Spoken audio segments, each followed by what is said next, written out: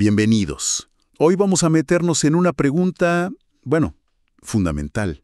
¿Por qué hacemos lo que hacemos? Una pregunta enorme, ¿no? Totalmente. Desde lo más admirable hasta, lo más terrible. ¿Qué es lo que nos lleva a actuar? Vamos a investigar qué pasa justo antes, en ese instante clave. Y para esto vamos a usar partes de un libro fascinante, Behave, The Biology of Humans at Our Best and Worst, que sería Compórtate en español.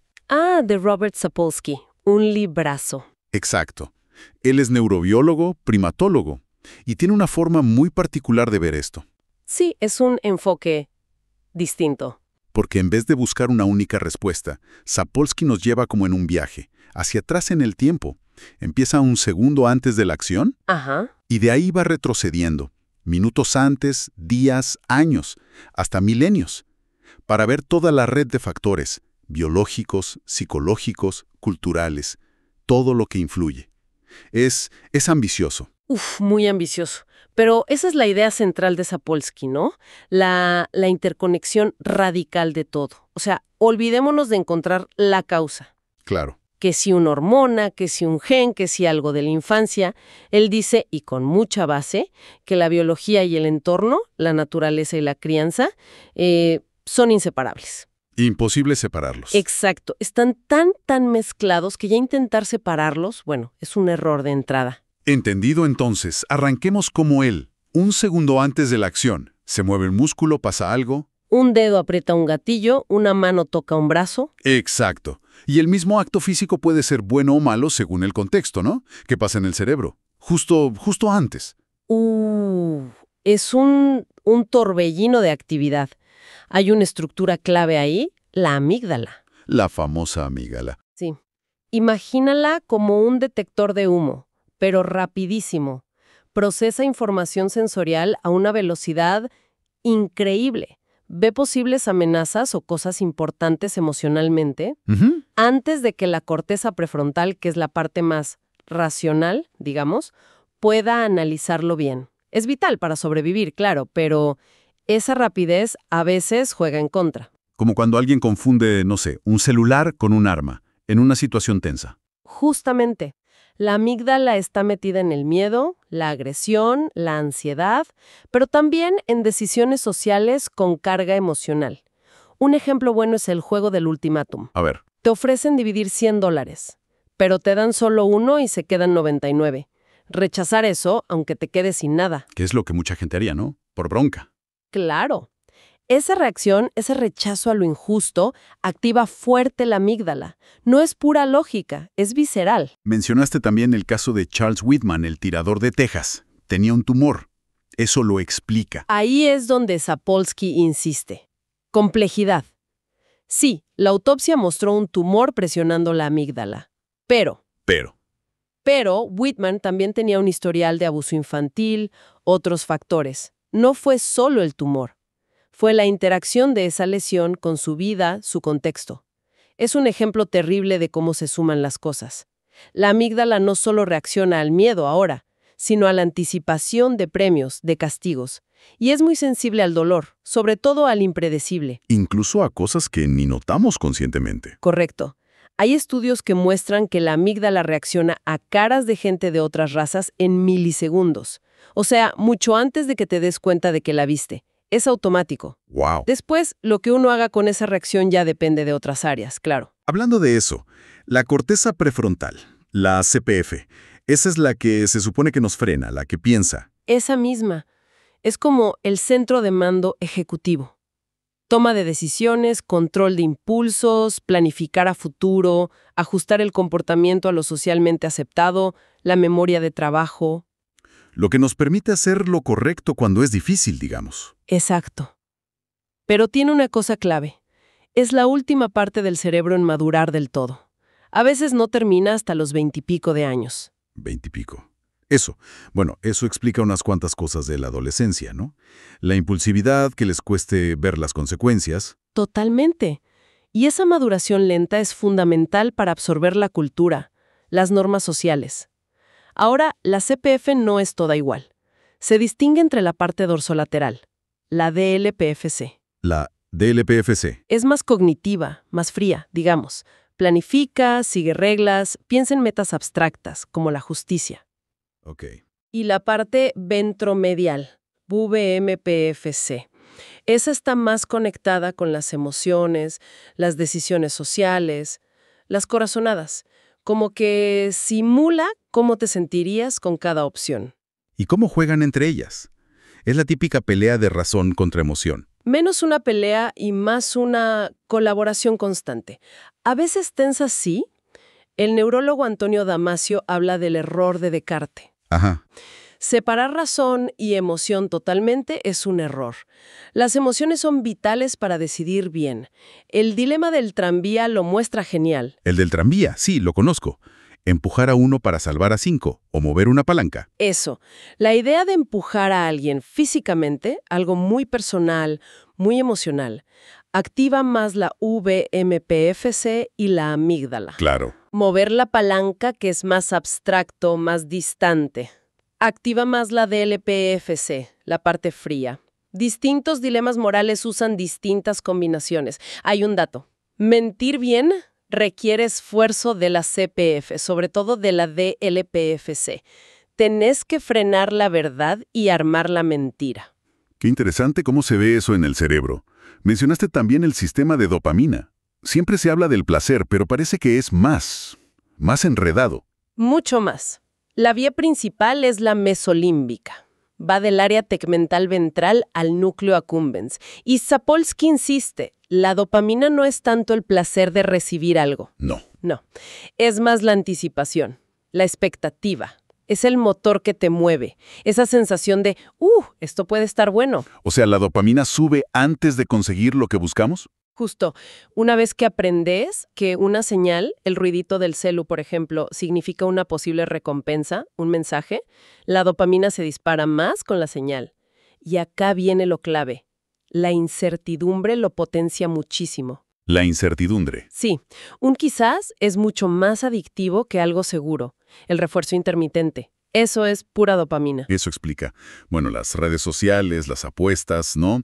¿Y por qué las cosas modernas, como la comida ultraprocesada o las drogas, se enganchan tanto? Dan picos de dopamina enormes, artificiales. Exactamente. Como que secuestran ese sistema de recompensa que evolucionó para un mundo donde las gratificaciones eran más peleadas, digamos. De acuerdo. Ese es el cerebro en el segundo crítico. Pero ese estado del cerebro no sale de la nada. Vayamos un poco más atrás, segundos a minutos antes. ¿Qué influencias sensoriales, o incluso subliminales, nos están pegando justo ahí? Ajá. Acá entra el poder del contexto inmediato, de las señales sutiles. Ya dijimos lo de la amígdala y las caras de otras razas, ¿no? Sí. Bueno, también está el sesgo de belleza. Tendemos a pensar que la gente atractiva es más buena o competente, y eso se ve en la actividad de la corteza órbitofrontal medial, un área que valora cosas. Y esas señales pueden de verdad cambiar cómo pensamos o actuamos, así, sin darnos cuenta. Pueden influir, sí. Hay estudios que muestran que cosas que parecen irrelevantes, la temperatura de la taza que tenés en la mano, un olor, palabras que escuchas de fondo, pueden afectar juicios sociales o posturas morales. De forma sutil, inconsciente. Lo de la taza, ¿en serio? Sí, por ejemplo, tener una taza caliente en la mano puede hacer que percibas a un desconocido como más cálido afectivamente. Es curioso. Y el contexto social más grande también juega. Pienso en el efecto espectador, lo de Titi Genovese. Exacto. Aunque la historia original de Genovese se exageró un poco en la prensa, el principio es real. Si hay más gente, a veces es menos probable que alguien ayude. Y también está la teoría de las ventanas rotas, que es polémica. ¿La de que el desorden pequeño lleva a crímenes mayores? Esa misma. La idea es que ver grafitis, ventanas rotas, da una señal de que no hay control. Y eso podría fomentar crímenes más graves. Se discute si la causa es directa, pero sí muestra cómo la percepción del entorno influye. Entonces, justo antes de hacer algo, nos está bombardeando información sensorial, señales sociales, cómo nos sentimos físicamente, hambre, cansancio. Y mucho de eso ni lo registramos. Parece que somos menos dueños de esas decisiones inmediatas de lo que pensamos. Ese es un punto central que Sapolsky quiere dejar claro para ese momento, sí. La autonomía racional pura justo antes de actuar es en gran parte una ilusión. Sigamos retrocediendo. Horas, días antes. Ahí entran las hormonas. Modulan el comportamiento más lentamente. Sapolsky habla mucho de dos muy famosas, pero medio mal entendidas: testosterona y oxitocina.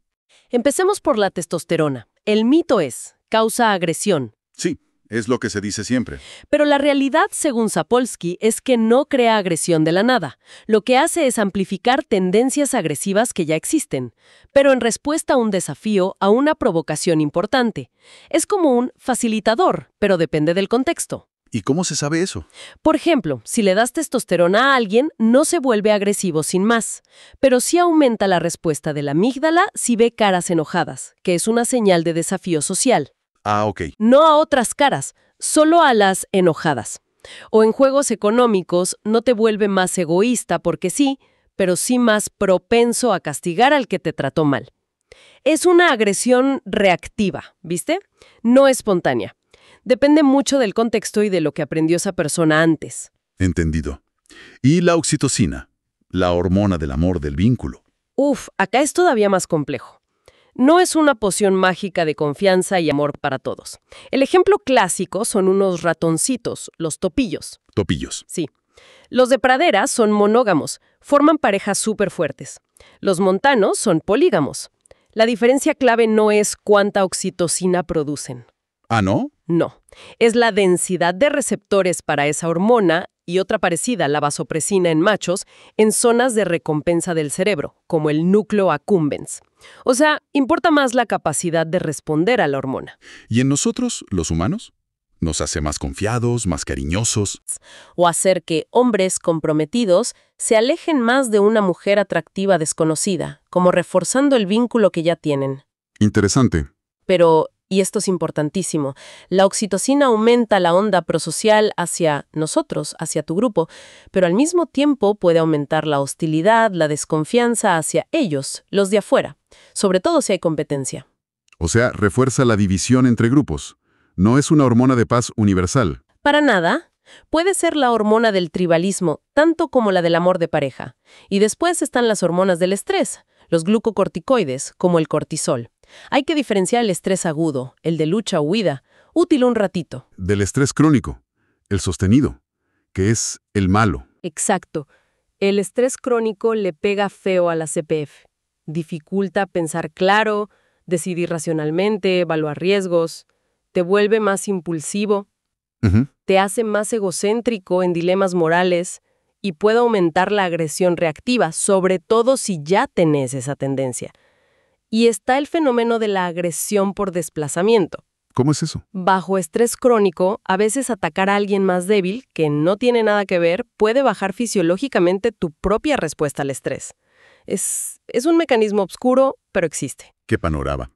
Hormonas que modulan cómo reaccionamos socialmente, la confianza, el estrés, todo horas o días antes de hacer algo. Sigamos para atrás, meses, años, toda la vida. ¿Qué influencias de más largo plazo están ahí, en ese segundo final? Y acá entramos al terreno enorme del desarrollo. La infancia, la adolescencia, la cultura, los genes, la evolución. Son como las capas más profundas que formaron el cerebro que actúa en ese segundo. Empecemos por el desarrollo. Dale. La infancia y la adolescencia son momentos de plasticidad cerebral gigante. Las experiencias, sobre todo las tempranas, literalmente nos van esculpiendo el cerebro. Volvemos a lo de la maduración lenta de la CPF. Exacto. Esa lentitud permite que absorbamos la cultura, las normas sociales, el lenguaje. Experimentos como el test de la golosina, el del malvavisco. Sí, el de esperar para comerlo. Ese. Sugieren que esa capacidad de autocontrol de chico puede predecir cosas a largo plazo.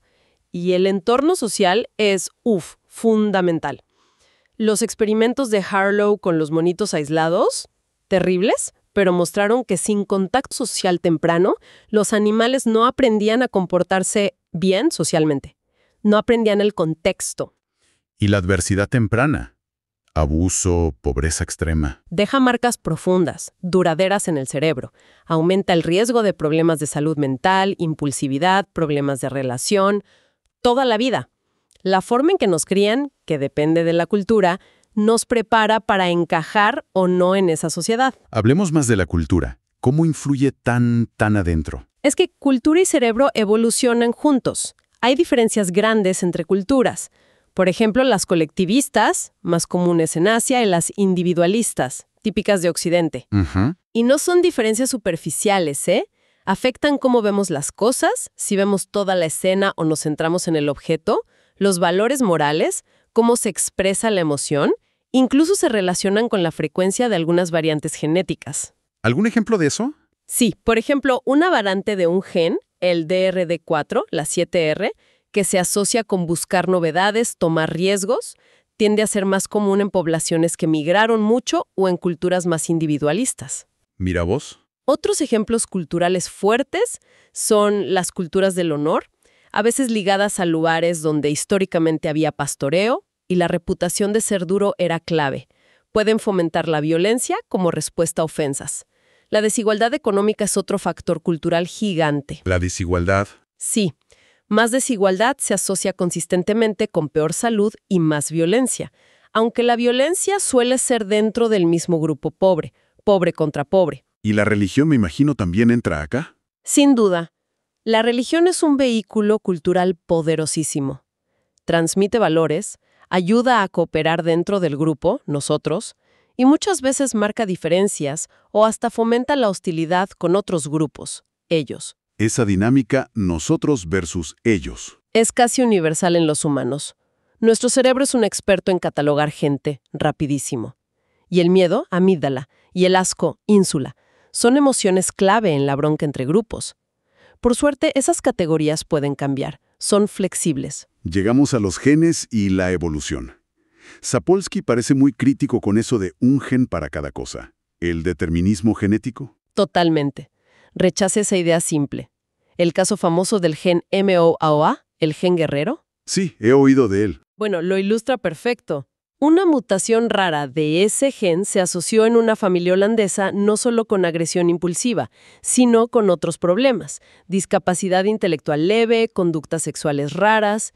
Y en estudios más grandes, el efecto de variantes comunes de ese gen sobre la agresión depende muchísimo de si la persona sufrió maltrato de chico.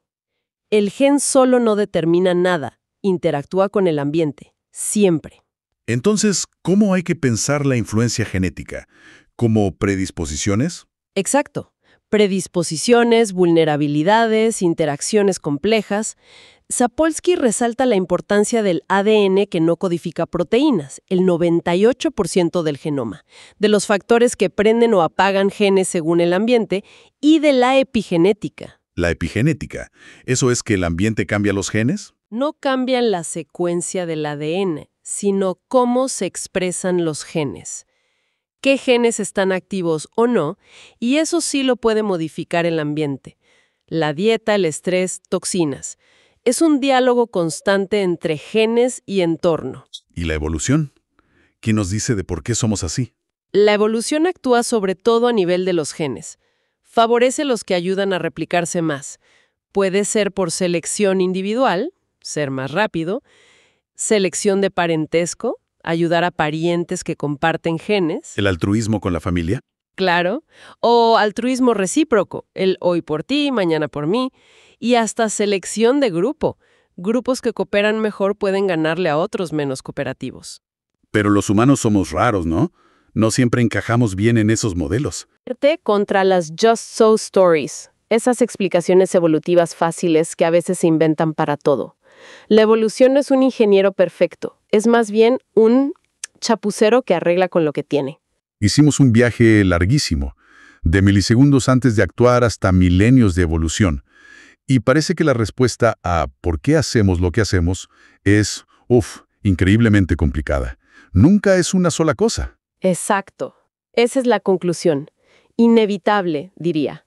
Cada comportamiento es el resultado final de una catarata de influencias. Segundos, minutos, horas, días, años, siglos, milenios atrás.